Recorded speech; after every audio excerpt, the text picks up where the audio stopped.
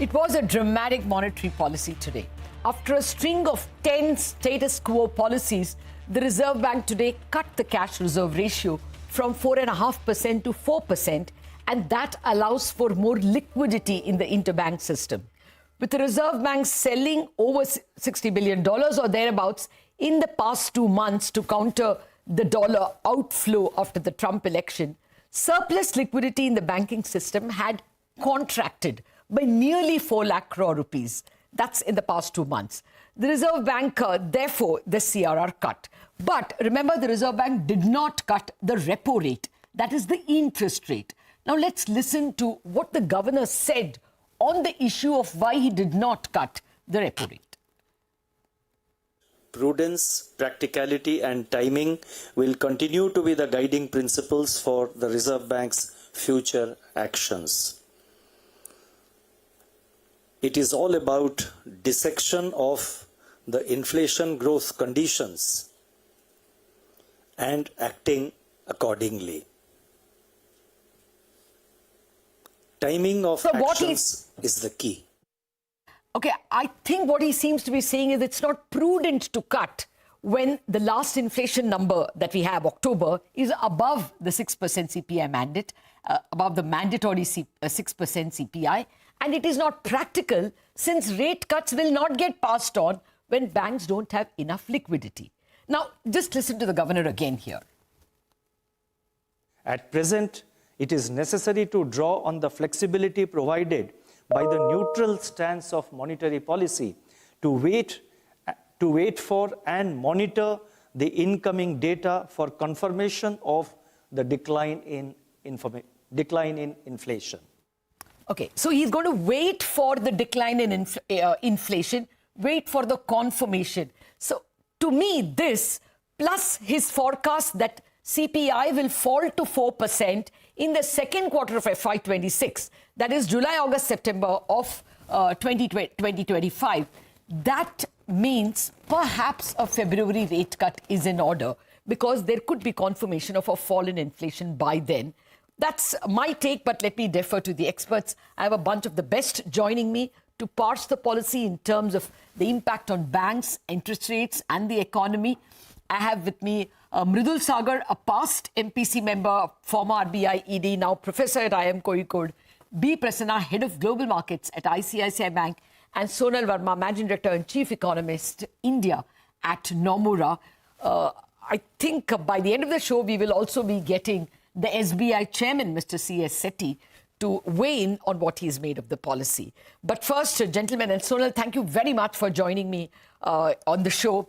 Prasanna, to you first. This is as expected, you would say, and what is the immediate impact? You think for the moment we should expect yields to fall because there's more liquidity?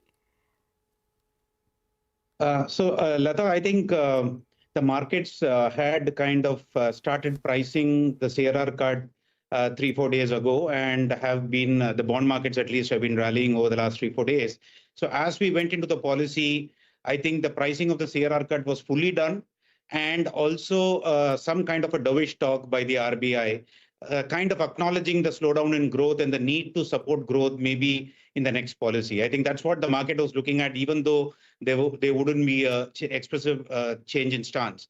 But what we got instead was, yes, the CRR cut happened, but we did see the governor kind of justifying as to why he didn't cut rather than why he needs to cut maybe later. So I think that is what has led to some kind of a disappointment in, I would say, both the markets. And I think from that perspective, I would say that the bond yields are probably now going to be in a range of 4.7 to 4.8% as we go forward. And like you rightly said, while he's made the case very clear for a possible rate cut in February based on a downgrade in GDP, a further downgrade in GDP and a betterment in inflation, bear in mind that we will also be a prisoner to what happens in the rest of the world with respect to other parameters in January and early February. So while a February rate cut is live, very much live, we can't take it for granted, and the markets have to negotiate in the next 2 months a lot of other developments as well. So that's the reason I would say that we say a range of around 4.7 to 4.8. 6.7 to 6.8. And so. Okay, got it. Okay, so you're saying this is slightly more hawkish than what the market expected, because you all perhaps were expecting a more explicit hint of the February cut. Mridul, can you sit in judgment of your former employer? You know, the RBI almost lost credibility when the GDP number came in, you know, a good 160 basis points below even their November nowcast. The November nowcast was 6.7 for the GDP, and it comes in at 5.4. So do you think by, unflinchingly lowering the growth forecast across for the next 4 quarters, as well as, raising the inflation forecast, most of that credibility has been restored? I would go by you. I don't think there was any problem in RBI anticipating a higher growth earlier on. It was a matter of couple of decimals, yes. That's what I had been saying. But when you went into November, it was very clear that the earning growth has disappointed. There is urban slowdown, and somehow the nowcasting didn't pick it up. I mean, the state of the economy still put that chart at 6.7%, which obviously hit the credibility a lot. I think that correction has been made now. There have been significant downgrades in growth, though I personally feel it is probably risks are still on the downside from that projections what we have now. So for instance, if we actually have a 6.7% growth in second half, the full year growth could fall to 6.3%. I'm not saying that is a baseline, but that looks, given that there is an urban slowdown, which is very palpable, the credit growth is not really picking up. So there is a case that basically we might see a monetary policy easing. The central bank rightly hasn't taken that call at this juncture because there is enormous amount of uncertainty, and inflation is just too high at 6.2%. It needs to come down to maybe below 5.2% by December with a seasonal vegetable price correction. Yeah. That's what they seem to be betting on, because their fourth quarter number is 4.4%. But one person who will agree with you in terms of this growth may not come up to expectation is Sonal. She has been calling for a lower number for some time now.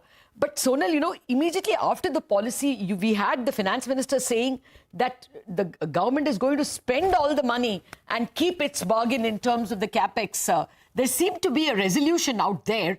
So do you think we will get to 6.8 and 7.2 in the 2 quarters, Q3 and Q4, and the Reserve Bank may be right after all? Well, I hope they are, Latha, but unfortunately, the signals we are picking up doesn't seem to suggest that. I think we need to take a step back and first of all acknowledge what's going on the growth front. What we saw today was actually a dismissal of the slowdown in the second quarter and this anticipation that we will get back to the 7% trajectory, which will sustain over the next 12 months. We're actually not seeing any signals on that. Now, take fiscal policy. Clearly, there's a central government capex and a state government capex. The state side has been slow, and I'm pretty sure the center will accelerate capex. But the 11.1 trillion target that has been set in the budget, we will undershoot that significantly. That is one. Second, the rebound in October because of stronger festive demand. The early indicators actually for November have been very tepid, including when you look at things like passenger vehicle sales. Wholesale is up, but retail is actually not that strong. So dealers are again sitting on inventory, and auto companies will have to probably cut production in the month of December. If nominal GST collections are growing at 8.5%, one can anticipate what the real growth is. So our nowcasting actually for the third quarter is tracking around 6.2%. So 6.8% still looks extremely high. And I think if you look at the combination of, where monetary policy is, where credit conditions are, the net impact, and plus the slowdown in urban nominal income growth, the fading of pent-up demand, the fourth quarter will also be around 6%. So even though the RBI has downgraded the number to 6.6, the tracking estimate is actually closer to 6% for FY25 and around 6%. Sorry, around 6% for FY25. Sonal, let me toss that. Downside. Yeah, let me toss that to Mridul. Mridul, what Sonal is pointing out to our retail numbers, some of the lead indicators. Actually, SUV numbers are good. It is sedan numbers that are bad, even in terms of retail. Luxury things are doing reasonably well. Likewise, of course, two-wheelers have done well. That's not a luxury segment at all. What's your sense? If the government were to keep its word on capex, even then, you think it's difficult to come to a 7% average growth Q3 and Q4? That's what 6.8 and 7.2 mean. So I already said that there are risks to the downside from the RBI projection. I mean, personally, I feel the growth would be lower, maybe certainly not as low as Sonal seems to be predicting. That would require fresh sort of kind of new developments on the global front to push the growth down. I think the key lies in government increasing its capital expenditure. Now, the capital expenditure year to date, if we take April, October, is 15% down from last year. So that's a big slowdown on the capex front, which can easily be corrected by the fiscal policy. And growth can be supported more from the fiscal side than monetary policy side, given that the inflation is tracking at very high numbers, and it will defy like the inflation targeting would really suffer. Inflation expectations can suffer if there are big cuts by the RBI. Okay, 1 minute. Let me take a quick mid-show, poll from the three of you. Is there a rate cut, repo rate cut in February with the data you have now? Prasanna, yes or no? Yes. Okay, Mridul? February. Yes, I said that last time also in October, and, that February Sonal, would be a cut. I'm sticking Sonal, to that. yes, with an emphasis. We are behind the curve, Latha. Okay, fine. So there are three people, all our three experts expect a cut to the repo rate in February. Prasanna, now, what does that mean for yields itself, the yield range you would look at? And more importantly, what does it mean for the rupee? If you are seeing a February cut, are we taking the rupee to 85.5 now? No, so I think I did speak about the yield impact earlier itself. I'm looking at a range of 6.7 to 6.8 till we, get into the next year. And then we look at the data. For example, today's data, US data is going to be important, and every data which is going to come from now till January is going to be important. On the currency side, Latha, as you very well know, that there has been such a substantial amount of outflows in the last 1 to 2 months. The BOP estimates of various houses, including ours, have gone from a surplus of $40 billion to somewhere in the region of $10 billion or maybe even lower. We need to see some kind of a reversal in, FPI selling in the equity market for us to, revise our view substantially. So give or take all of this, and plus the fact that Trump's policy is being what it is, and it's going to have a good impact on yuan whenever the tariff announcement happens, to whatever extent it happens. I think emerging market currencies are at a knife's edge, and they will have to kind of weaken to compensate for the kind of tariffs that is being imposed on other countries by the US. And when emerging market currencies depreciate, the Indian currency will also have to, kind of follow suit. So while today the lack of a repo rate cut was a little bit of comfort to the rupee market, to the rupee bulls. That's why we saw it marginally appreciating. But the fact of the matter is that we'll have to be alive to this risk. So I do see a depreciating INR, maybe towards 85 by the time Trump takes to office. And after that, depending upon whether the Trump trade globally reverses or whether it continues, will possibly determine whether the INR depreciates further or whether we see a mild pullback on the INR. Okay. Well, just for FYI, over the last 3 days, FPI inflows have been about 12,000 crores. So, they do also change on a dime.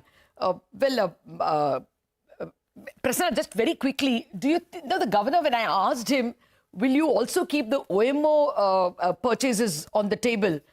in terms of the liquidity shortage that one can very clearly see in fourth quarter. He did not commit. So you think that we should not go with that? In that case, liquidity will tighten again, isn't it? CRR cut can only take you this far. Yeah, so I think, Latha, you also made the point about the fact that the current CRR cut kind of only compensates for the kind of a loss in liquidity, or partly compensates for the loss in liquidity of the last 2 months, which is correct.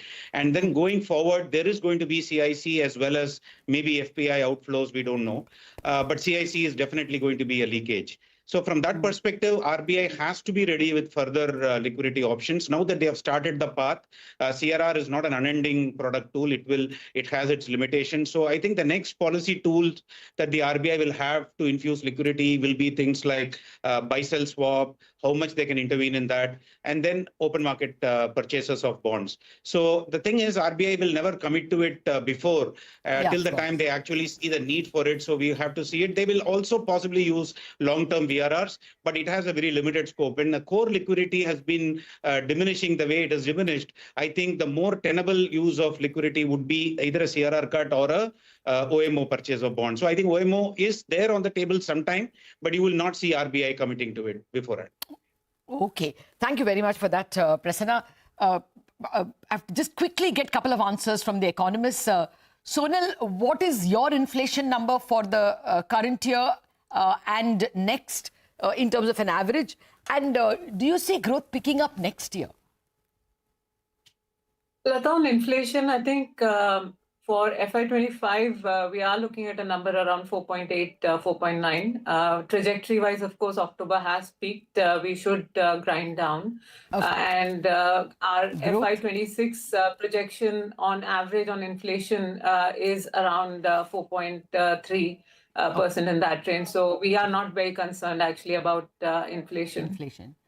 And okay, let me ask Mridul that. Mridul, are we now in a 6.5% growth trajectory? Roundabout, yes. Yeah. So that should be still okay, given that the priority should be inflation at this juncture. And I think as far as the forecasts are concerned, I think the Q1, Q2 of next year looks a little too down. So, I mean, we really need to see a sharp slowdown for that kind of inflation to materialize. But more importantly, let me come to the CRR cut issue, because I think everybody seems to be glued, anchoring to what has happened in the recent parts, and that is the Trump trade on the dollar appreciation. I think that trade has almost played out. So we may not get that much rupee depreciation ahead, and therefore the kind of intervention that is being expected could turn out to be less, and therefore surplus liquidity can come out of the CRR cut.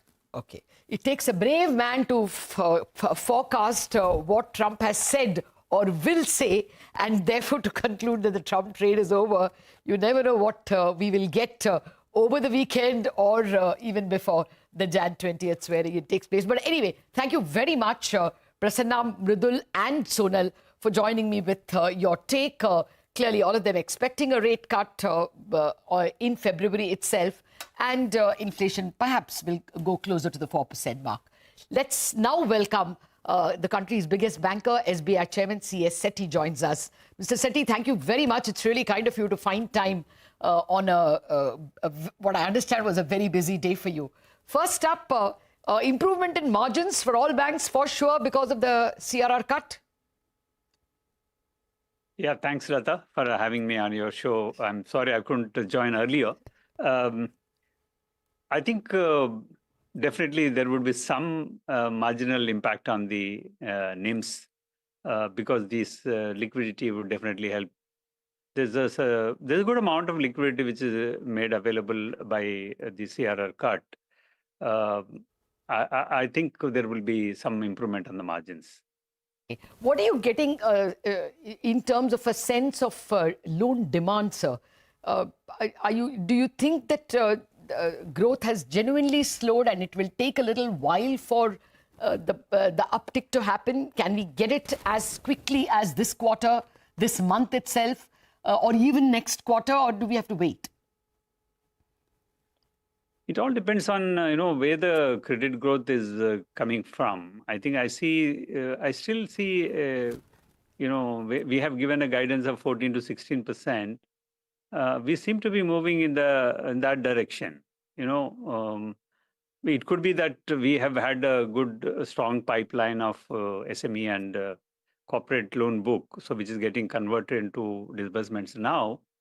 But my sense is that I think I stated somewhere also is that Q2 seems to be a blip, and definitely Q3 will. Loan demand has picked up. Loan demand definitely has picked up, and obviously, this October, November months are generally the festival season, marriage season. There are certain products which really get into demand, like, for example, auto loans and, these things do well. Home loans, particularly. People want to tie in on the home loans also. And you're seeing that? Yes. Okay. So there are some non-policy related announcements, especially in the form of an AI solution, AI-based solution to identifying mule bank accounts. Anything that excited you about all this? Do you think this is likely to control the problem of frauds and, sidestepping of, money laundering issues? So the mule account is definitely a big menace now we are all facing. And I think most of us, the banks, are working with the RBI Innovation Hub in terms of utilizing their AI solution. We have our own AI solutions for identification of mule accounts based on the patterns of transactions, how the accounts are being operated. But I think from a larger system perspective, this initiative is very, very critical, that we all have to work on identification and eliminating this mule account from the system. I think we are working very seriously with RBI Innovation Hub also on this. Okay. Are you sure that deposits have peaked now, deposit rates, because this extra money is available and you will get, I think, a lion's share of about some 30,000 crore more to give as loans? Can you say that deposit rates will not rise anymore? So deposit rates, earlier also we have not been fighting the deposit rate war. I think most of the banks have contained the rate war on that. My view is that this is not going to directly impact the deposits or lending, but essentially it eases the liquidity. So which brings down the market borrowing cost and also sends signal in terms of liquidity availability. And RBI always had made an effort, as the governor mentioned, that VRR, that system liquidity is made available. But this is is a great enabler in terms of not maintaining the CRR to the extent of 0.5% is a great relief for the banks. Okay. I'm just trying to squeeze one more question. I have time. This collateral-free agri loans have been raised to 2 lakh. Does it get fully utilized, sir, or would banks still want collateral? I mean, just for your own safety. So I think the regulatory mandated limit is 1.6 lakhs, up to which we are not supposed to ask for mortgage. That's what collateral. But banks were never stopped in giving collateral-free loans beyond 1.6 lakhs. But it is also a fact that large number of small and marginal farmers were getting only up to 1.6 lakhs because creating a mortgage would have been difficult for them if the banks wanted. So this limit, in fact, banks have been demanding that this limit has to be raised. I'm glad that RBI has taken this decision. In fact, our recommendation was that if there is a digitalization of land records and we can record our loan details in the records, we can even go up to 3 lakh rupees collateral-free loan. Hopefully, I think we'll still engage with our RBI, but there's a good step in that direction. Okay, last word, sir, on the policy. What stands out for you? Obviously, CRR. We really got, what you wanted. One thing I didn't hear whether Prasanna mentioned about it. I think this SORR also is something what we've been looking for, because the the market moved essentially towards secured borrowing in the market, right? Overnight borrowing. So Fair this point. is a benchmark to set up with. And maybe, some of us probably would look at lending at SORR now as a benchmark. Oh, Let's see. okay. So that was my bad. I didn't ask Prasanna, but thank you very much for filling in and telling us that this is a new instrument at which you all will be lending secured loans. Thank you very Definitely. much. Thank you very much, Mr. Setty, for joining me. So that's the policy for you from four of the best voices in the market and in the economy, saying that kudos to the Reserve Bank for cutting the CRR. Repo rate cut expected in February, but some doubts about whether even the 6.8 and 7.2% growth for Q3 and Q4 can really be achieved. Let's wait and see. Thank you very much for joining this special broadcast. Do stay with CNBC-TV18. We have lots more lined up for you.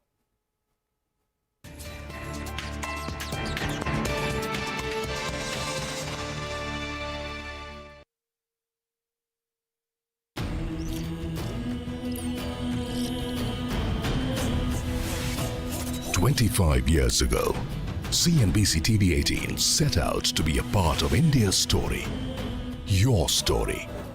For a quarter of a century, we've stood together by your side. Through every peak and every fall, We see CNBC, the TV, and there's great content in it and great viewership. navigating the tides with you and becoming your trusted partner and investment ally.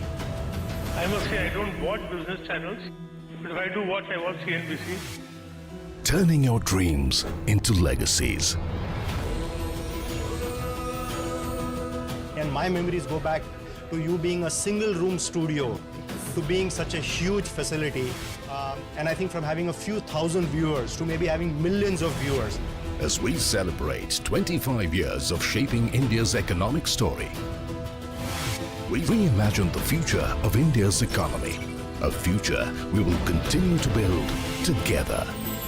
25 years of CNBC TV 18. Let's begin the next chapter together.